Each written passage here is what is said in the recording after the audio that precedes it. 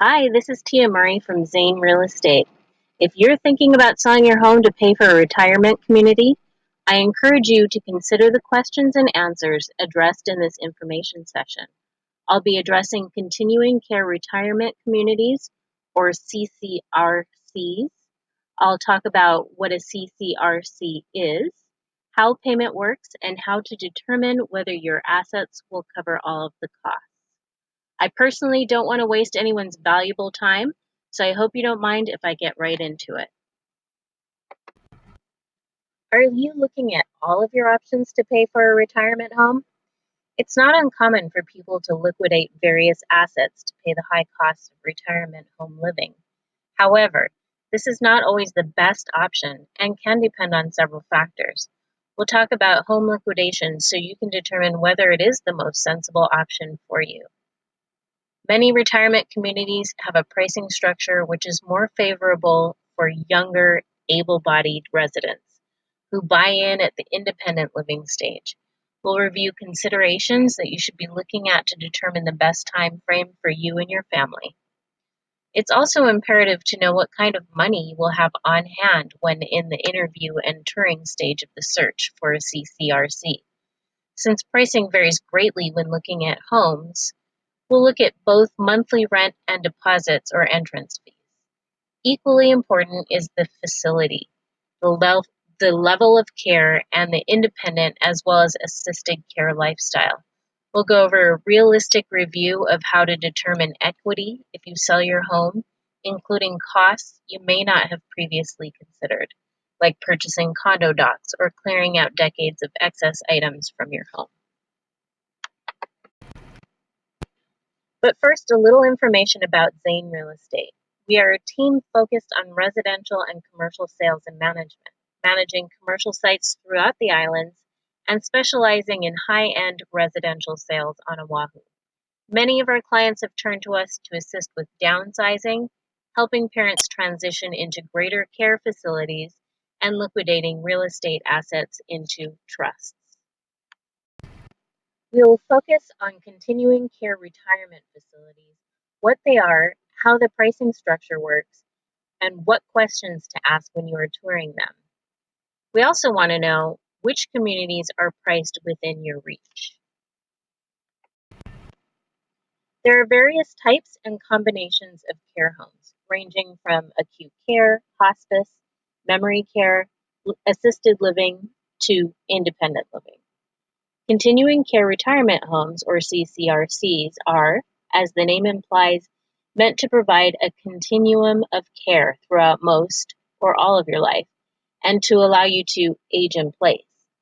Often, if you buy into a life plan, you can transition from independent living, and when the time comes that more care is needed, you can, in most cases, seamlessly move into further care without having to move to another campus or community altogether.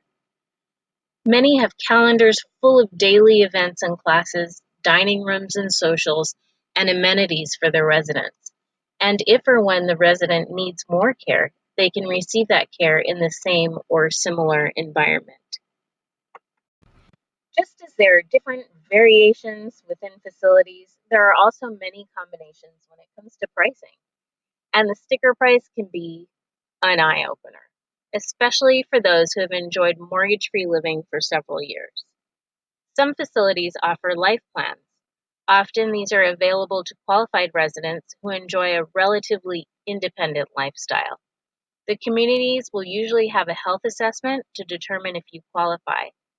Often, if accepted at this level, you could pay a significant deposit and then pay a relatively reasonable monthly rent fee, which will often or could remain relatively reasonable for the rest of your stay. However, these are all questions you would want to ask while you're touring, as different facilities can vary greatly. If the community does not offer life plans or you do not qualify, there are monthly rentals, usually accompanied by entrance fees or deposits. However, it is not uncommon that as you would need more care, your monthly fee will and does increase considerably depending on the additional care you would require. Often the life plan is designed to be the more affordable option over time, depending on the length of stay, but typically requires that you buy in when you are younger or healthier and in the independent living stage of the process. Most retirement communities will recommend that you avoid waiting till you have a critical care need, as the monthly cost will be much higher than had you entered the facility prior to that event.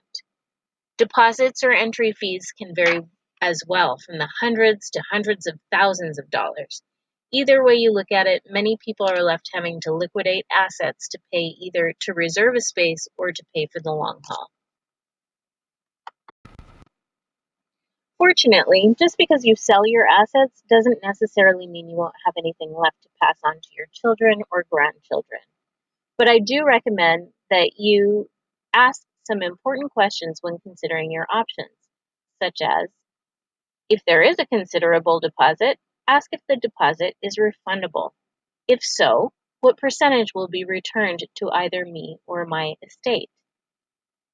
What is the process for that return? And what paperwork do I need in order to do so? Or, if I run out of money, do I have to move?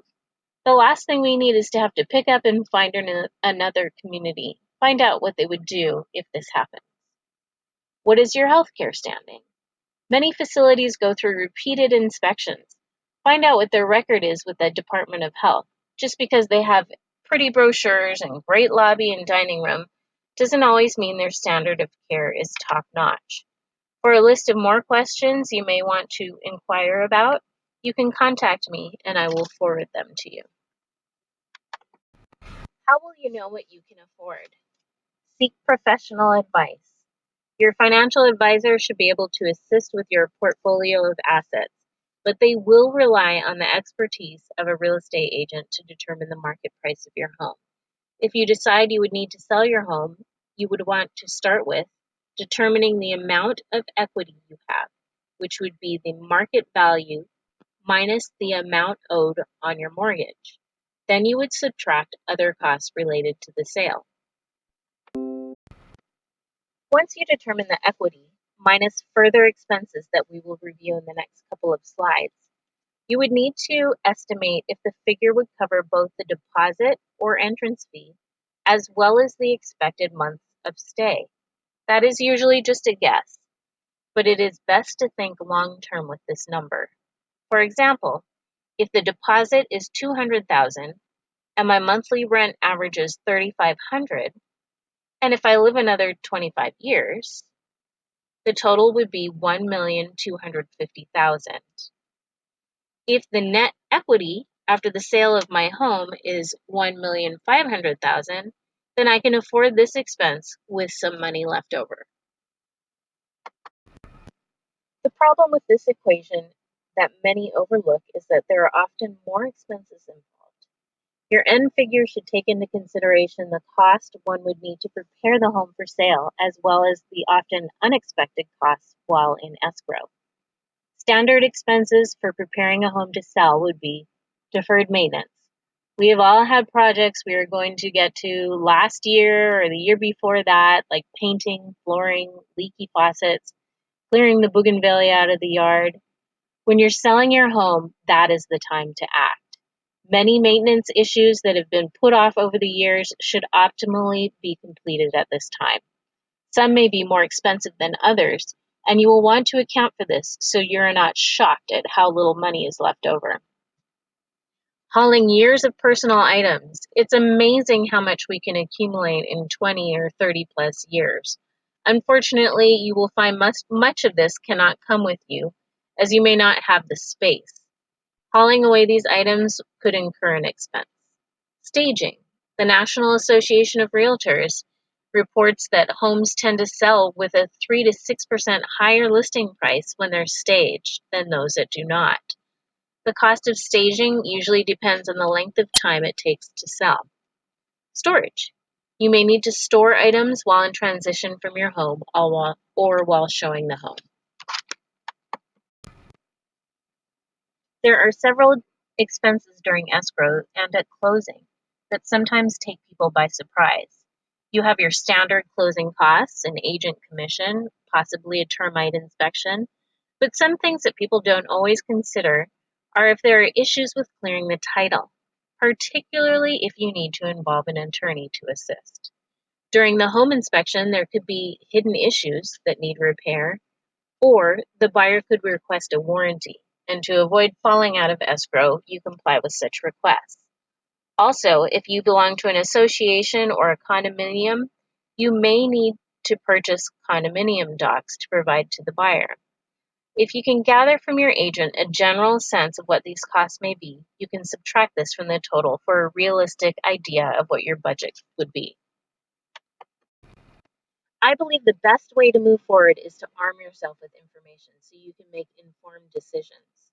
To find out what the current market price would be on your home based on specific neighborhood statistics, to get clarity on how the sale of your home would affect your budget. If you would like to request a checklist of questions to ask a CCRC, or to find out about deals on hauling items and staging, click below to schedule a free, no strings attached personal consultation.